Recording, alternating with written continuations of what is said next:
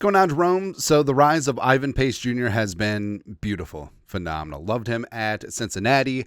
Did some great work at Miami of Ohio before that. And unfortunately, he went undrafted because he didn't check all the boxes in terms of measurements and metrics and whatnot, but the can't measure hat.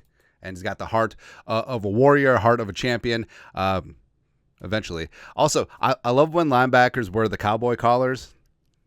We need to bring that back, man. So he had a phenomenal rookie season, and Ivan Pace Jr. is looking to grow and show. He was the best rookie off-ball linebacker in the league last year, hands down. And it's only going to get better as he's wearing number 0 now. It's great, man.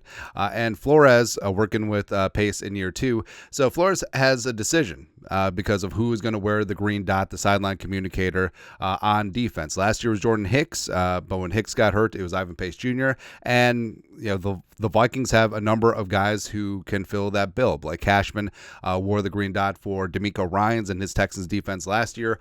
Cashman was seen wearing the green dot at times during OTAs. Pace has been in the mix. Hell, you probably even put it on Josh Metellus because there's a couple things. Number one, if you're wearing the green dot, it's a clear sign that you're going to be on defense for 3 downs or the bulk of the defensive snaps. And also, it's a sign of respect. It's a sign of organization.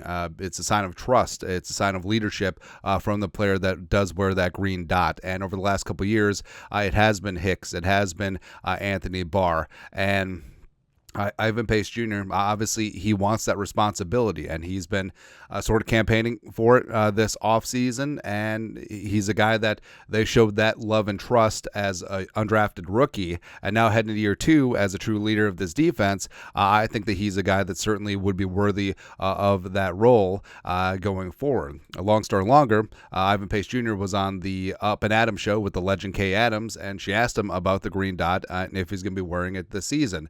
Pace said this, quote, "I believe so. We lost Jordan Hicks when he went down last year. They gave me that trust that they had.